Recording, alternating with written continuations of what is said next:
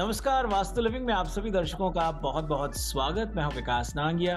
एक नया एपिसोड और नया विषय लिए हम हाजिर हैं हमारे वास्तु और फंक्शुई कंसल्टेंट पल्लवी छेलावाड़ा जी के साथ। आइए कार्यक्रम की शुरुआत में सबसे पहले उनका स्वागत करते हैं। पल्लवी जी, वास्तु लिविंग में आपका बहुत बहुत स्वागत। नमस्कार।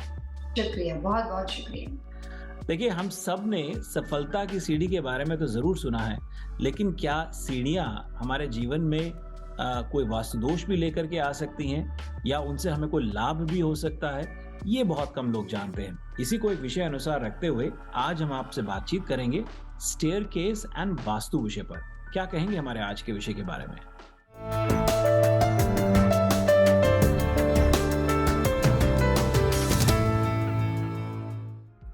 बहुत अच्छा विषय है। कई बार जब हम नए घर का सिलेक्शन करने जाते हैं, तो काफ़ी सारे लोगों के दिमाग में स्टेयरकेस एंड वास्तु के बारे में कुछ मिथ्स छुपा हुआ है, जिससे कई बार वो राइट सिलेक्शन कर नहीं पाते। घर बन चुका होता है और सीढ़ियों की पोजीशन से कभी कोई वास्तु दोष भी खड़ा हो सकता है, ये बात भी बहुत लोगों को पता नहीं होती है। तो स्टेयरकेस एंड वास्तु की पोजीशन किस तरह से प्रॉपर मानी जाती है वास्तु के नियम के अनुसार, किस तरह के स्टेयरकेस वास्तु दोष की निशानी बन जाते हैं, स्टेयरकेस के राइजर किस तरह से वास्तु में गिने जाते हैं, उसका जो फ्लो होता है यानी कि सीढ़ियां जब आप नीचे की दिशा से ऊपर लैंडिंग स्पेस तक जाते हो तो उसको क्लॉकवाइज होना चाहिए कि एंटी क्लॉक होना चाहिए। राइजर की काउंटिंग के साथ साथ क्या मटेरियल सीढ़ियों के बारे में, लकड़ी की सीढ़ी, कंक्रीट सीमेंट की बनी हुई, मेटल के स्टेयरकेस किस तरह से होने चाहिए, स्पाइरल स्टेयरकेस के बारे में काफी सारे मिथ्स बने हुए हैं। तो स्टेयरकेस एक इतना बड़ा विषय है जिसके बारे में सुनी सुनाई बातों से, आधी अधूरी इंफॉर्मेशन से काफी लोगों के दिमाग में मिसकॉन्सेप्ट और मिथ्स है। तो अच्छा है आपने ये सब्जेक्ट का सिलेक्ट किया है, ताकि इसके हिसाब से स्टेयरकेस से होने वाले वास्तु दोष जो कि आपकी लाइफ को डिस्टर्ब कर सकते हैं, बिजनेस को डिस्टर्ब कर सकते हैं, और किस तरह की सीढ़ियां जो होती है वो कई बार अपने आप एक सही जगह पे होने से, राइट पोजीशन में होने से फायदेमंद हो जाती है। तो रेसिडेंशियल प्रॉपर्टी हो या कमर्शियल प्रॉपर्टी हो, फिलहाल हम इस प्रोग्राम में समांतर स्तर पे वास्तु एंड स्टेयरकेस यानी कि सीढ़ियां वास्तु के हिसाब से कैसी होनी चाहिए और कैसी नहीं होनी चाहिए, वो दोनों तमाम बातों के बारे में बातचीत करेंगे, ताकि आप अपने घर को, बिजनेस को एनालिसिस करके आपके स्टेयरकेस पोजीशन का बना हुआ कोई वास्तु दोष हो तो उसको रेक्टिफाई कर सको, और अगर आपको उसका फायदा हो रहा है तो आप राइट तरह से अपने घर के वास्तु में उस स्टेयरकेस का रोल को समझ सको। तो हम दोनों बातें अलग अलग तरह से बताएंगे। पल्लवी जी, थोड़ा गाइड करना शुरू कीजिए कि कितने स्टेप एक घर की स्टेयर में हो और कुछ ऑड एंड इवन का कॉन्सेप्ट होता है। मैं जहां तक थोड़ा बहुत समझ पाया हूं, थोड़ा वो गाइड कीजिए हमें। एज ए वास्तु कंसल्टेंट इतने सालों की मैंने प्रैक्टिस में ये देखा है कि लोगों के दिमाग में जैसे घोड़े की नाल लगाने के लिए एक मिथ्स बना हुआ है। एक आदमी गलत लगाता है ऐसा नहीं, काफी सारे लोग वो गलत ही लगाते हैं। ठीक उसी तरीके से स्टेयरकेस की कैलकुलेशन के बारे में काफी सारे लोगों के दिमाग में गलत फहमी है। 80% से ज्यादा, 90% कह सकते हो, लोगों के दिमाग में है कि वास्तु के हिसाब से सीढ़ियां जो होती है वो 8 नंबर में होनी चाहिए। उसका कैलकुलेशन भी वो समझ नहीं पाते हैं, तो नीचे के पहले राइजर से वो शुरू करते हैं और ऊपर पहुंचने तक के राइजर को कैलकुलेट करके उसके ऊपर लैंडिंग स्पेस तक नहीं जाते और सीढ़ियों के राइजर गिनते हैं, क्योंकि बाद में उनके दिमाग में ये होता है कि सेकंड फ्लोर पे जाने के बाद वो लैंडिंग स्पेस से वो फ्लोर का हिस्सा बन जाता है। तो पहली तो बात यहाँ पे समझनी है कि स्टेयरकेस का राइट वास्तु, उसका राइट राइजर का कैलकुलेशन आपको समझना जरूरी है। कोई भी सीढ़ियां हो, बेसमेंट में जाती हुई सीढ़ियां हो, फर्स्ट टू सेकंड जाती हुई सीढ़ियां हो, घर के अंदर इंटरनल सीढ़ी हो या बिल्डिंग के बाहर जाने वाली एक्सटर्नल स्टेयरकेस हो, वास्तु शास्त्र के हिसाब से जब बात सीढ़ियों की होती है तो उसके पहले राइजर से लेकर अप टू लैंडिंग राइजर जो होता है वहां तक के सारे स्टेप्स को गिने जाते हैं। अगर बीच में एक या दो लैंडिंग स्पेस है तो आपको बीच में रुक नहीं जाना है अपने काउंटिंग में। आपको अप टू लैंडिंग, जहां से शुरुआत हुई है तब से लेकर टॉप तक पहुंचने तक, जहां पे भी सीढ़ियां खत्म होती है उसके लैंडिंग स्पेस तक आपको पहले तो राइजर कैलकुलेट करने पड़ेंगे। और दूसरे सवाल का मैं जवाब देना चाहूंगी कि 90% लोगों को पता नहीं कहाँ से इंफॉर्मेशन है कि सीढ़ियां सिर्फ वास्तु के हिसाब से ऑड नंबर में होनी चाहिए। ऑड नंबर का मतलब होता है 17 स्टेप्स होने चाहिए या 19 स्टेप्स होने चाहिए। एज अ वास्तु कंसल्टेंट मैं ये बता दूं कि सीढ़ियों के स्टेप्स ऑड हो या इवन हो, वो व्यक्ति दर व्यक्ति दिशा के घर के अनुसार डिपेंड करता है। लेकिन अगर कॉमन वास्तुशास्त्र के हिसाब से देखने जाओ तो जैसे-जैसे आप ऊपर की ओर जाते हो और जैसे-जैसे सीढ़ियों की राइट पोजीशन के बारे में हम बात करते हैं, उसमें से मेजॉरिटी सीढ़ियाँ जो होती है वो आइडियल इवन नंबर में मानी जाती है। यानी कि 22 स्टेप हो सकते हैं, 20 स्टेप राइज़र हो सकते हैं। फर्स्ट स्टेप से अप टू लैंडिंग स्पेस तक का जो कैलकुलेशन है वो इवन नंबर में होना चाहिए। लेकिन कभी ऑड भी हो सकता है, कभी इवन भी हो सकता है। इसमें कोई कॉमन वास्तु की टिप्स नहीं है। व्यक्ति दर व्यक्ति इंडिविजुअल होता है और कॉमन वास्तु के हिसाब से अप्लाई करो तो इवन स्टेयरकेस होना चाहिए। तो काफी सारे लोग जो ऑड स्टेयरकेस को सही समझते हैं, जिसके राइजर ऑड स्टेप में हो उसको सही समझते हैं, ये एक सिर्फ मिथ्स है, सुनी सुनाई बातें हैं, गलत मान्यता है। वास्तु के हिसाब से हमेशा घर के अंदर की सीढ़ी या बाहर की सीढ़ी राइजर जो होते हैं वो इवन नंबर में होनी चाहिए। जी, पल्लवी जी, कुछ स्टेयरकेस से जुड़े वास्तु दोष के बारे में गाइड कीजिए कि जी। यदि वो सही डायरेक्शन में ना हो या सही नंबर ऑफ स्टेप्स ना हो उसमें, तो किस तरह का वास्तु दोष हो सकता है? पहली बात ये होता है कि सीढ़ियों के अंदर 2 बात लोगों को समझनी चाहिए। नंबर 1 की सीढ़ी की पोजीशन राइट है कि नहीं, और कई बार राइट स्टेयरकेस पोजीशन यानी कि अप्रोप्रिएट स्टेयरकेस पोजीशन होती है, वो भी वास्तु दोष की निशानी बन जाती है, क्योंकि वो सीढ़ियाँ किसको फेस करती है वो ज्यादा इंपॉर्टेंट बन जाता है। तो स्टेयरकेस पोजीशन को राइट और रॉन्ग समझने से पहले उसका वास्तु दोष सही वास्तु है या उसका वास्तु दोष जो आपको नुकसान करता है, उस बात को समझने के लिए आपको सिर्फ सीढ़ी की पोजीशन पे फोकस नहीं करना है। स्टेयरकेस की पोजीशन सही होने के बावजूद वो सीढ़ियों के राइजर किसको फेस करते हैं या सीढ़ियों की विजिबिलिटी कितनी डिस्टेंस पे आपके घर में कुछ लोकेशन पे पड़ती है, उसके बेस पे वो सीढ़ियाँ सही स्टेयरकेस या वास्तु दोष की निशानी बन जाती है। मैं एक सिंपल एग्जांपल देना चाहूंगी जी। कि अगर आपका घर वेस्ट फेसिंग हो तो घर में दरवाजे में एंटर करने के बाद 2 स्टोरी घर हो तो फॉयर के बाद आपके पास ब्यूटीफुल स्टेयरकेस हो सकते हैं, क्योंकि अगर 2 स्टोरी घर है, घर के दरवाजे से हम एंटर किए तो फॉयर एरिया में स्टेयरकेस होते हैं ताकि 2 स्टोरी घर हो। तो अब वास्तु के हिसाब से स्टेयरकेस की जो राइट पोजीशन होती है उसमें साउथ के स्टेयरकेस, वेस्ट दिशा के स्टेयरकेस, साउथ वेस्ट के स्टेयरकेस, साउथ दिशा के स्टेयरकेस यानी कि उस डिग्री के ऊपर होना चाहिए। फेसिंग की बात नहीं चल रही। आपके घर का जो पूरा फ्लोर प्लान है उसमें से आपके स्टेयरकेस वेस्ट में बने हुए हो, ट्रू वेस्ट जो कि आपके फ्लोर प्लान का वेस्ट होना चाहिए, ट्रू साउथ जो कि फ्लोर प्लान का होना चाहिए, या साउथ वेस्ट या नॉर्थ वेस्ट। तो ये सब सीढ़ियाँ पोजीशन के हिसाब से सही मानी जाती है। लेकिन यहाँ पे बात होती है समझने लायक कि सीढ़ियाँ आपकी वेस्ट साउथ यानी कि आपने जो दिशा पढ़ी है या समझी उसके हिसाब से सही है, लेकिन जैसे वो सीढ़ी की शुरुआत होती है और सामने ही आपके घर का मुख्य द्वार बनता है तो वो सीढ़ियाँ सही होने के बावजूद भी उसका फायदा नहीं होता है और वास्तु दोष की निशानी बन जाती है। क्योंकि स्टेयरकेस पोजीशन और वास्तु के बारे में एक बात ये भी समझने लायक है कि किसी भी घर के या बिजनेस लोकेशन के मुख्य द्वार मेन डोर के आसपास जैसे ही आप घर में घुसते हो या जैसे ही बिजनेस की ऑफिस लोकेशन में आप एंटर करते हो या कॉमन आपकी हाई राइज बिल्डिंग है और आपकी ऑफिस के डोर के बराबर सामने आपकी सीढ़ियां ऑफिस के सामने पड़ती हो, जो कि पूरे बिल्डिंग के स्टेयरकेस क्यों ना हो, एक्सटर्नल क्यों ना हो, या उसका सब्स्टिट्यूट स्टेयरकेस का सब्स्टिट्यूट जो है वो एलिवेटर होता है तो वो एलिवेटर क्यों ना पड़ता हो। तो किसी भी जगह के रेसिडेंशियल और कमर्शियल प्रॉपर्टी के मुख्य द्वार के आसपास के नजदीकी एरिया में लेस देन 5 to 6 फीट और मुख्य द्वार के बराबर सामने रिफ्लेक्ट करती हुई एक्सटर्नल लैंड की बिल्डिंग में और इंटरनल बिल्डिंग के अंदर सीढ़ियां यानी कि स्टेयरकेस और एलिवेटर की पोजीशन हो तो वो वास्तु दोष की निशानी बन जाती है। तो पहला वास्तु दोष ये है कि मेन डोर को रेसिडेंशियल और कमर्शियल प्रॉपर्टी में फेस करती हुई सामने ही दिखाई देती हो, 5 to 6 फीट का लेस डिस्टेंस हो, अगर ज्यादा डिस्टेंस हो तो कोई बात नहीं, लेकिन बहुत ही क्लोज हो तो उस तरह की सीढ़ियों वाला घर जो है उसको सिलेक्ट नहीं करना चाहिए। जी, वास्तु दोष की जब बात चल रही है तो किस तरह के परिणाम हो सकते हैं? हेल्थ संबंधित हो सकते हैं या फाइनेंस से जुड़े हो सकते हैं, रिलेशनशिप से जुड़ी परिस्थिति हो सकती है, या ये सब कुछ थोड़ा-थोड़ा कहीं ना कहीं इन सब में खामी आ सकती है?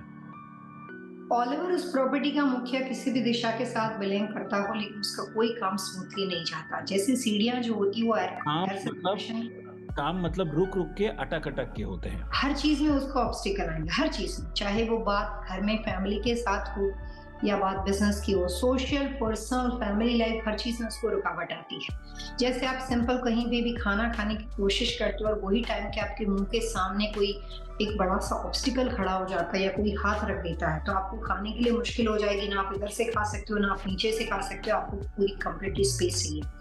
अमेरिका में और अलग अलग कंट्री में मैंने काफी ज्यादा, कनाडा, लाइक यूके, काफी जगह पे मैंने रेस्टोरेंट और रिटेल बिजनेस के साथ जुड़े हुए लोगों के पास ये देखा है कि उनकी ऑफिस या उनकी दुकान का या गैस स्टेशन का जैसे ही दरवाजा खुलता है तो उसके सामने कई बार छोटा सा बैंक होता है या फर्स्ट और 2 स्टोरी बिल्डिंग है। मेरे अभी कैलिफोर्निया में एक लॉयर क्लाइंट है, उनके लिए हमने एक ऑफिस बिल्डिंग को चूज किया था।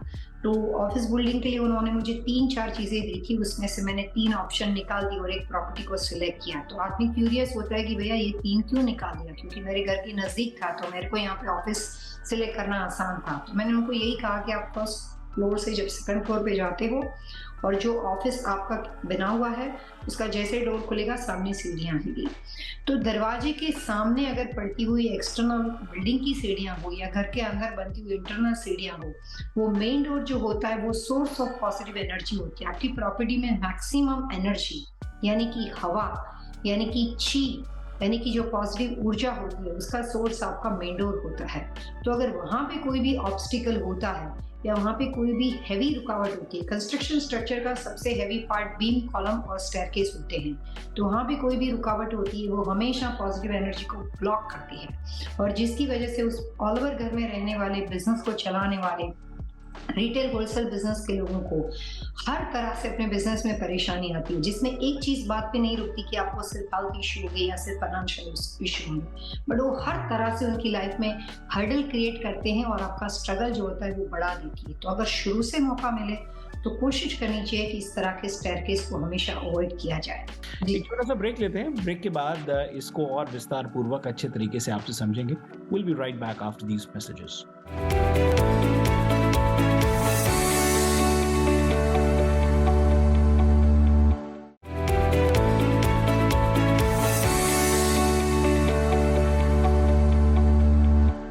स्वागत आप सबका एक बार फिर से। आप देख रहे हैं वास्तु लिविंग और आज हम अपनी वास्तु और फंग शुई कंसल्टेंट पल्लवी जी के साथ बातचीत कर रहे हैं स्टेयरकेस एंड वास्तु विषय पर।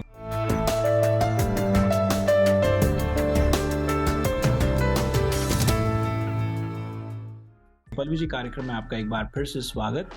ब्रेक से पहले बातचीत आकर के थमी थी कि स्टेयरकेस के नंबर ऑफ स्टेप्स के अतिरिक्त और भी कई चीजें हैं जिनको जरूर समझ लेना चाहिए, दिशा के अतिरिक्त समझ लेना चाहिए। और उनमें ये बात हुई थी कि स्टेयरकेस के नीचे क्या है और स्टेयरकेस के ऊपर क्या है या उसके साथ में क्या क्या चीजें जुड़ी हुई हैं। तो नीचे को पहले समझते हैं कि अंडरनीथ द स्टेयर्स, जैसे खासतौर पर बेसमेंट को जाती हुई स्टेयर्स होती हैं या कुछ और फ्लोर्स को कनेक्ट करती हुई भी स्टेयर्स ऐसी होती है जिनके नीचे स्टोरेज स्पेस बना हुआ होता है या कभी कभी कोई रूम भी लोग बना देते हैं। तो क्या सर्वर रूम भी होता है जिसमें आपके साथ इंटरनेट और सारी चीजें होती है। काफी सारे लोग बेसमेंट की सीढ़ियों में जाके अपना सेफ बॉक्स रख सकते हैं क्योंकि उनको लगता है कि मास्टर बेडरूम में सेफ हो तो वहां पे चोरी होने के चांसेस है क्योंकि लोग सीधा देखेंगे, लेकिन अंडर द स्टेयरकेस कोई नहीं जाएगा। तो काफी सारे लोग, मैंने जो अपनी प्रैक्टिस में देखा है उसमें सीढ़ियों के नीचे लोग सेफ बॉक्स रख देते हैं। काफी जगह पे लोग सीढ़ियों के नीचे अंडर द स्टेयरकेस मंदिर बनाते हैं क्योंकि वो स्पेस कई बार लंबी होती है और उनको लगता है कि ये काफी क्वाइट कॉर्नर है। काफी सारे लोग सीढ़ियों के नीचे का जो स्टोरेज होता है उसमें जो मर्जी अपने हिसाब से जो घर की जरूरत वाली चीजें हैं उसको स्टोर करते हैं। यहाँ पे बात वास्तु शास्त्र और स्टेयरकेस पोजीशन की चल रही है। यहाँ पे बात वास्तु दोष जो कि सीढ़ियों की पोजीशन से या सीढ़ियों के रखरखाव से जो खड़े होते हैं उसके बारे में चल रही है।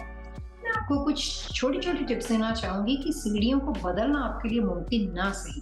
अगर आप बिल्डिंग ले चुके हो तो सीढ़ियां हैवी होती है, उसको आप बदल नहीं सकते, लेकिन सीढ़ी के नीचे आपके घर के अंदर या बिजनेस के अंदर जो स्टोरेज बना हुआ हो या जो भी रचना बनी हुई है उसमें किस तरह का सामान रखा जाएगा या अबाउट द स्टेयरकेस आप रखोगे किस तरह की चीजें, वो आपके हाथ में होती है।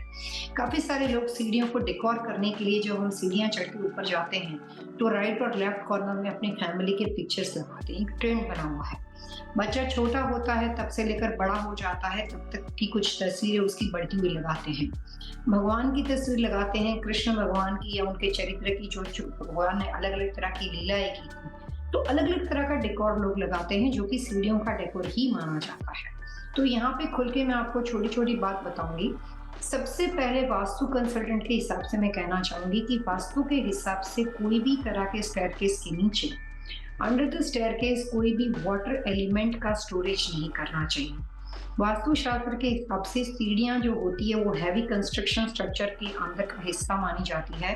तो उसके नीचे जो भी एरिया है वो आपके लिए एक बीम के नीचे वाला इफेक्ट बन जाता है, क्योंकि ऊपर कंस्ट्रक्शन का लोड है।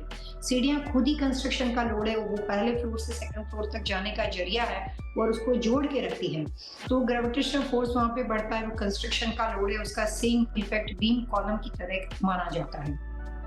तो अंडर द स्टेयरकेस वास्तु के हिसाब से कोई भी किचन की पेंट्री नहीं होनी चाहिए जिसमें आप अपना खाने पीने का स्टोरेज करते हो, या लिक्विड प्रोडक्ट का मतलब सिर्फ वाटर या लिक्विड प्रोडक्ट नहीं होती है।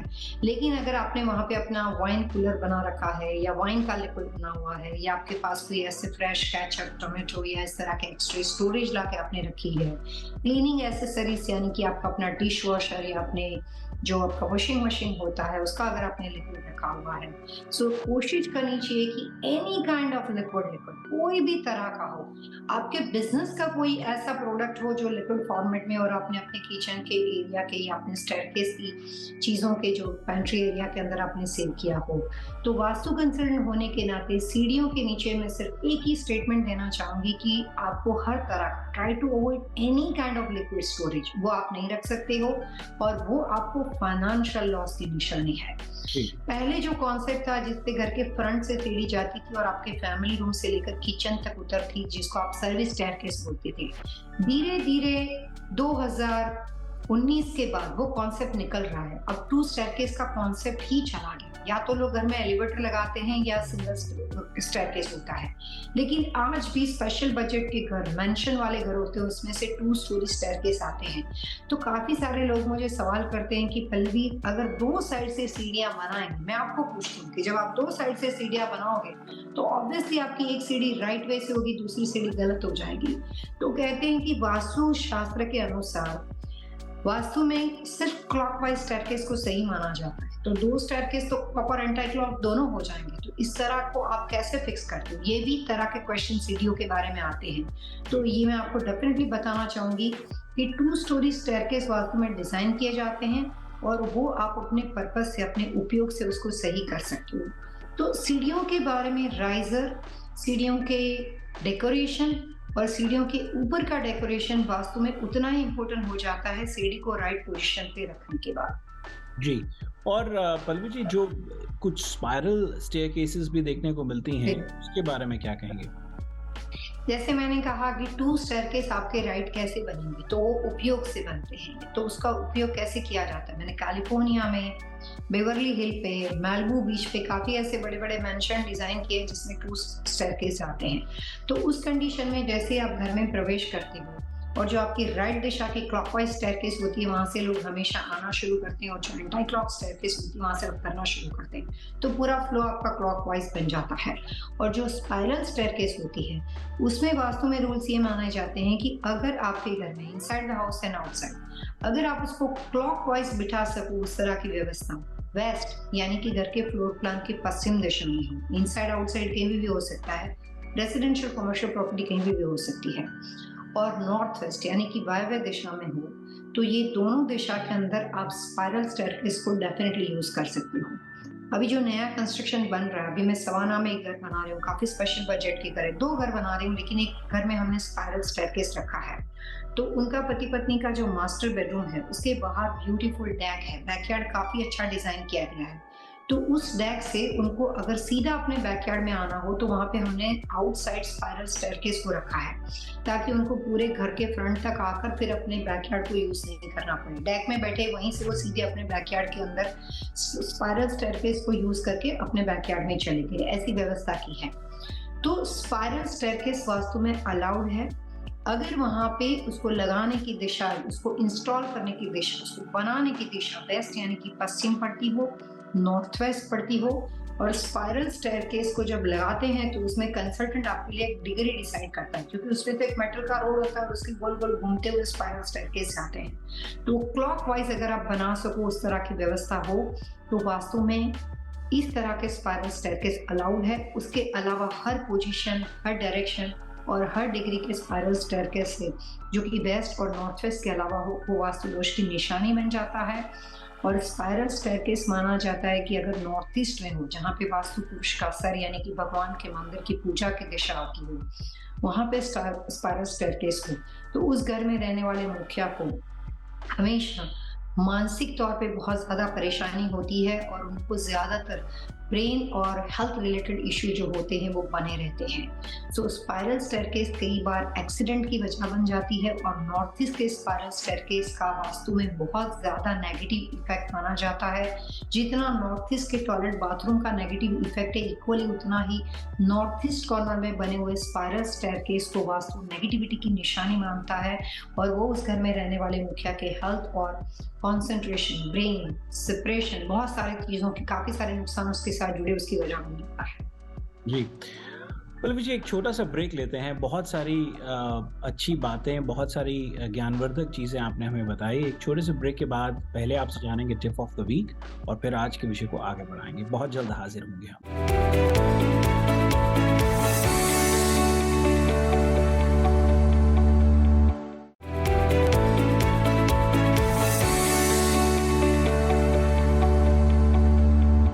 वास्तु लिविंग में आपका एक बार फिर से स्वागत। दर्शकों, आज हम पल्लवी जी से बातचीत कर रहे हैं स्टेयरकेस एंड वास्तु विषय पर।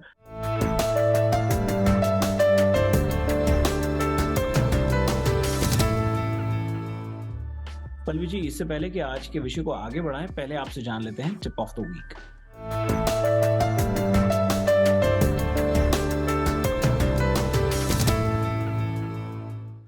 फिलहाल हम सीढ़ियों की पोजीशन के बारे में बात करते हैं। तो मैंने इतने सालों की प्रैक्टिस में एक कॉमन वास्तु का रेक्टिफिकेशन देखा है जो लोग उसको सजेस्ट करते हैं और मैंने काफ़ी घरों में उसको रिमूव किया है। तो मैं ज़रूर कहना चाहूँगी कि अगर आपके घर की सीढ़ियाँ गलत हो तो काफ़ी लोग उस सीढ़ियों के सामने मिरर लगा देते हैं या सीढ़ियों के जो राइजर के पीछे का, स्टेप्स के पीछे का एरिया होता है, जो सीढ़ियों के एग्जैक्टली बैक का एरिया होता है, वहाँ पे वो लोग कई बार मिरर लगाते हैं। या जब आप राइजर चढ़ के ऊपर जाते हो तो उसके सामने ईच राइजर जब आप ऊपर जाते हो तो वहाँ पे वास्तु दोष को निकालने के लिए काफ़ी सारे लोग मिरर और प्लास्टिक का पिरामिड लगा देते हैं।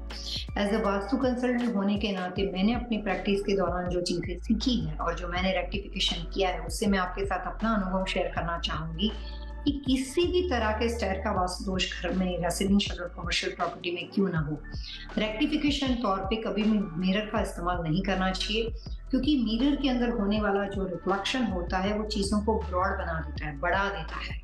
तो इसका मतलब ये हो गया कि जो आपकी स्टेयरकेस की जो पोजीशन है उसका जो रिफ्लेक्शन है उसके वास्तु दोष को भी बढ़ा देगी। तो सीढ़ी के कोई भी तरह के वास्तु दोष निवारण के लिए मिरर का प्रयोग कभी भी नहीं किया जाता है। पिरामिड का प्रयोग बिल्कुल ही नहीं किया जाता है क्योंकि पिरामिड फायर एनर्जी क्रिएट करता है और सीढ़ियों का प्रॉब्लम जो है वो वेट के साथ है और हाइट के साथ है। तो पिरामिड का प्रयोग उसके रेक्टिफिकेशन के लिए नहीं किया जाता है। और काफी सारे लोग जो होते हैं वो सीढ़ियों के रेक्टिफिकेशन के लिए कुछ अलग अलग तरह के बाम्बू प्लांट या बाम्बू का ट्री जो होता है वो रख देते हैं। तो उसमें मैं कहना चाहूँगी कि अगर आपके घर की सीढ़ियाँ गलत दिशा में बनी हुई हो तो एज अ फंग शुई के हिसाब से और वास्तु शास्त्र के हिसाब से जो नेचुरल बाम्बू फ्लूट होती है, जो कि म्यूजिशियन या जो एक्सपेंसिव आर्टिस्ट वगैरह जो एक्सपेंसिव वाली रियल वाली जो बाम्बू फ्लूट होती है उसका प्रयोग करते हैं। जैसे पुराने ज़माने में आपके लकड़ी के, मेटल के जो लकड़ी के बने हुए गटर होते थे, कंस्ट्रक्शन कंक्रीट और सीमेंट के नहीं लेकिन जो लकड़ी के बने हुए गटर होते थे उसके दोनों दिशा में इस तरह से उनको सपोर्ट करने के लिए राइट और लेफ्ट कॉर्नर में उसका सपोर्ट रखा जाता था जो दीवार और गटर के बीच में उसका सपोर्ट बन जाते थे। तो जैसे यहाँ पे आपका बीम बना हुआ है तो उसके बेस पे उसको जोड़ता हुआ एक इस तरह का सपोर्ट होता था।